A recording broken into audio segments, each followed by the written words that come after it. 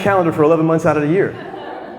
I mean, we were going to Lamaze class telling people, like, I'm a speaker. Like, when's your next job? I don't have one. But then things changed. And things changed because we all have that moment. Anybody here have that one moment, that one date on the calendar, you know your career, your life changed?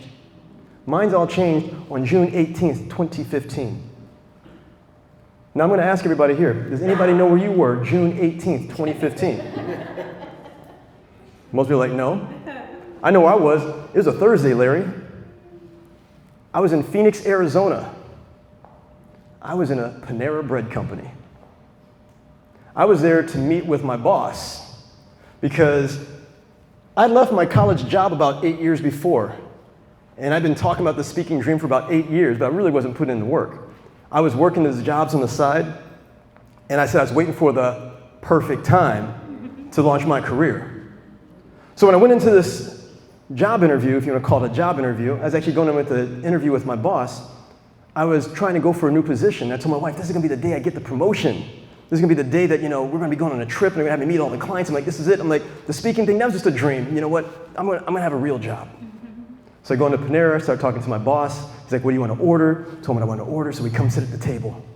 So I come and sit at the table. He's like, hey, yeah, I'm going to go meet with the clients. He's like, yeah? I was like, what do you want me to say? What do you want me to go do? It's like, it's going to be a good time. And I'm sitting down, and he goes, Frank, hold up. I'm like, wait, hold up. And he goes, about that trip. And I've been talking about this trip for weeks.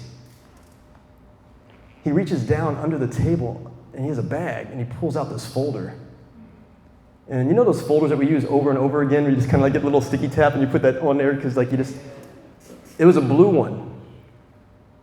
And the folder gets slid across the table, and when I open it up, it says, your services are no longer needed. Now, it sounds kind of funny today, but the guy named Kitchen got fired in a kitchen.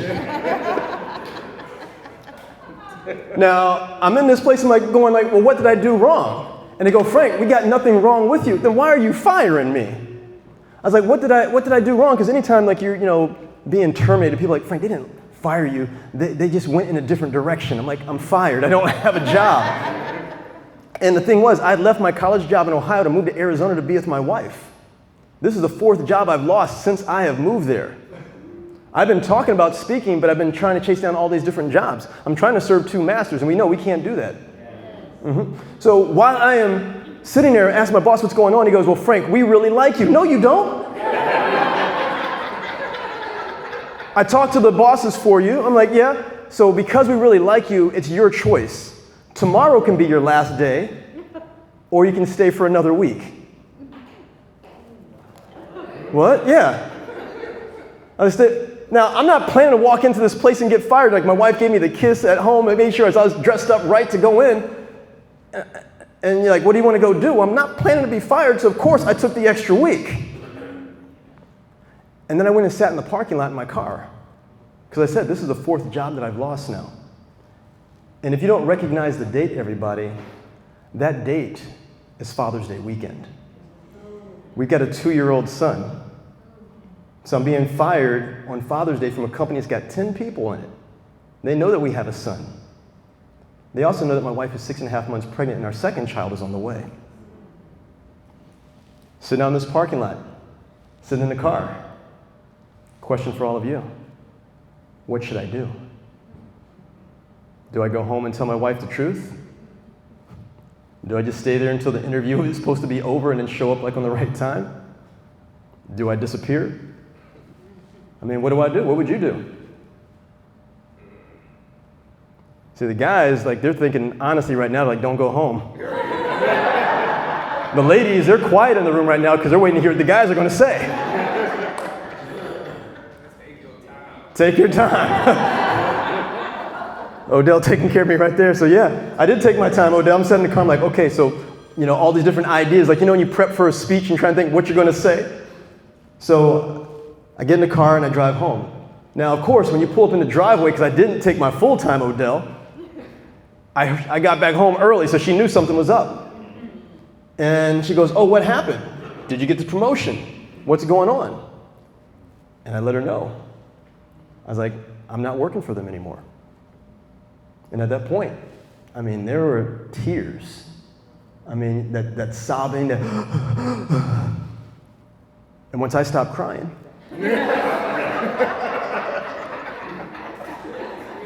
She asked me, what are we going to do? Now, when she says, what are we going to do? Well, we told you it's Father's Day weekend. That's bad enough. Now I have no job. She was a teacher. Her contract, she didn't renew the contract because she's pregnant, so she doesn't have a job. We got a little one. Got a little one on the way. But when she says, what are we going to do? Every Father's Day, we're in Phoenix. Her parents live in Albuquerque. We drive the 6 hours to Albuquerque to celebrate Father's Day with them. So that means I got to go to my father-in-law's house on Father's Day weekend and say, I've got no job. Another question for everybody here. What would you do?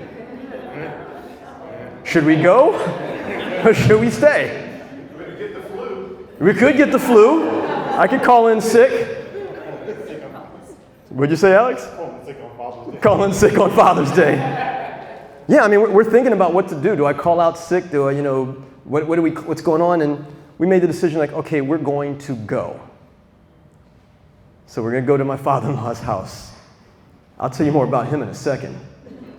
Because while we're driving, this is a 6-hour drive, I'm starting to reflect what happened. How did I get here? I had a great college job. I got degrees. I got awards.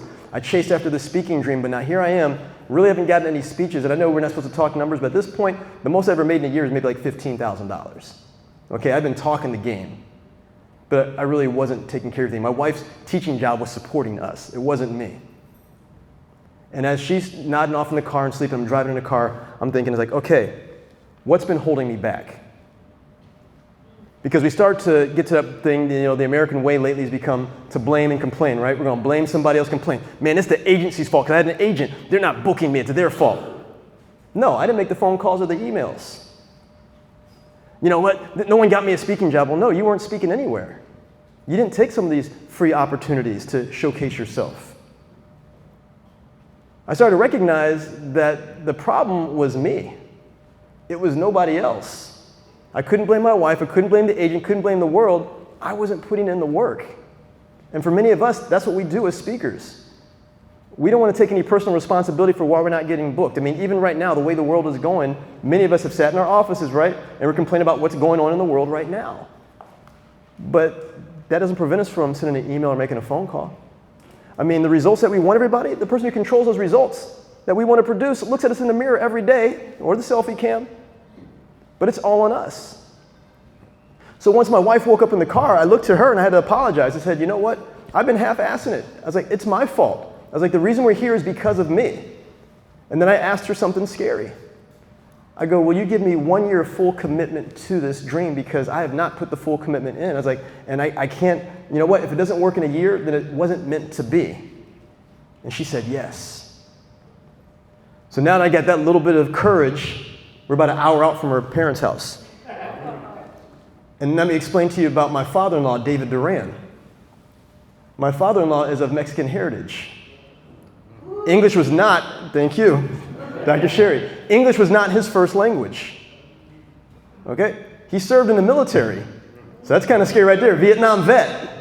So now I'm about to go walk into Vietnam's vet house saying I have no job. He lives in New Mexico. Anybody ever seen that show Breaking Bad? There are places to hide the body. And Dr. Sherry, can you explain this to everybody? My wife, his daughter, his Ita, is his youngest daughter. Here's a man who didn't speak English, worked his way up the corporate ladder to become an exec for the phone company. I'm going to go walk into his house and say, hey, Papi, I have no job. You have a third grandchild on the way, and I want to be a speaker. How's that conversation going to go? So we pulled into the driveway. We looked at each other. She gave me a kiss, and she's like, you got this? And we walked in, and he asked how things are going. I'm like, happy Father's Day. And he's like, what's been going on with work? And man, right to it. And I explained to him that I'd lost my job. Now, at this point, he asked me the question, what are you going to do? Now, for all of us, do we have that person in our lives, that person who really believes in us more than we believe in ourselves? Many times they will say something that scares us. That was my wife, Kelly. Because when her dad says, what are you going to do? She goes, we have a plan. I looked back at her, I was like, we do?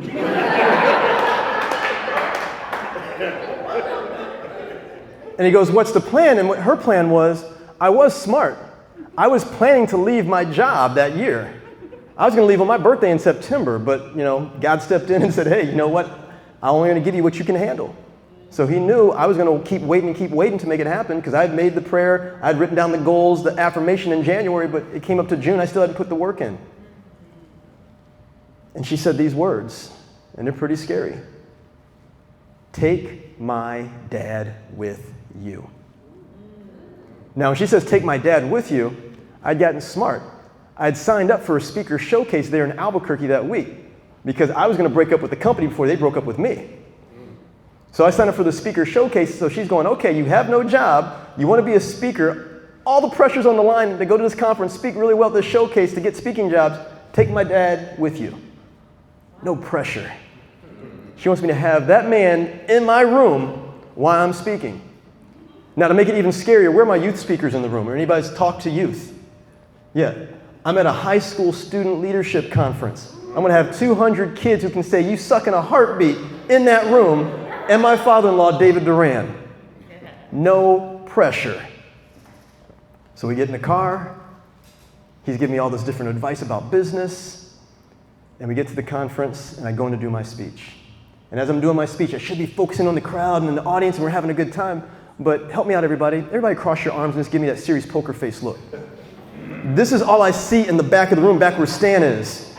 While I should be focusing on the crowd, I'm just watching David Duran in the back with his arms crossed. He's not smiling. I'm like, it is straight poker face. So I'm doing the speech, and when the speech is over, I feel amazing. I mean, we had to jump up there, we had to take a selfie. This is the first day of my professional speaking career, everybody, when I said, hey, this is the day I'm going to go full time. So that's June 27, 2015. And if you notice the date, in 2 weeks, we're celebrating our 10-year anniversary in business. This was the day that I became a full-time speaker. But I didn't tell you to uncross your arms. So go ahead and cross those arms still. Now, once the speech is over, after speeches, people come and take the pictures with you, and they're saying how great you are, you're amazing. You're the best speaker I've ever seen. Like, who have you seen? I'm like, okay, I've got that, validation, but I wanted the validation of the man who I called 2 weeks ahead of time to ask his, hey, can I marry your daughter? I'm like, I asked for his permission. I've got him up there on a pedestal, So I go to the back of the room, and as I start to go to the back of the room, because he's an ex-marketing guy, he's by the door, and he's actually doing marketing interviews with people on the way out. He is talking to the students, the teachers, the advisors to find out what they thought. I mean, I want to go talk to him. I actually had to sheepishly get in line to wait for my father-in-law. So as I'm waiting to get up to him, by the time I get up to him, I go, hey, David, what did you think? And we have those moments in our life where things just go in super slow motion. I go, David, what do you think? And it came out like this. Let's go home and talk about it. I'm dead. No, just straight poker face, like, go home and talk about it. Now, we're all adults in this room, but there's points where we act like children. Have you ever gone back and regressed back to your childhood days? Mm-hmm. So anybody here, you have that point where your parents, your family member, somebody adult's going to come down hard on you? And you're like, okay, well, they can't come down as hard on me if I've got witnesses. So understanding how conferences worked, I knew a couple speakers there, and I go, hey, you guys want to sit in a hotel? Or you like to come back to my house for a nice home-cooked New Mexican meal? I found 2 sacrificial lambs. They're like, we'll come over. So we went back to my father-in-law's house, and we went to his backyard into his gazebo. And we had what I like to call the talk. Now, the talk is not that talk. This talk was the Spanish Inquisition. For 2 hours in a rainstorm, he proceeded to ask me and the 2 other speakers every question about this business in the world. He wanted to know everything inside and out. My arms are still crossed. My one friend, he brought a 6-pack over. I don't know how he drank the beer and had his arms crossed at the same time. And then after asking all the questions during a rainstorm, his arms finally came uncrossed. And he's a finger pointer, and he starts to wag his finger, and he points at me in the face. And he goes, Frank, I love what I saw. This is what you're born to do. What can I do to help? Yeah, I mean, that was, and I still get goosebumps. And I'm going, wait, I got my wife's backing. I got my father-in-law's backing. I'm still alive. I'm in one piece. I need to go for this. I mean, quite simply, that was the day where I told people this. I go, that's the point where I flipped my mindset when it came to this business. Okay? Wait, that didn't get the reaction I wanted. Hold on. Let's try this. That was the day that I flipped my mindset.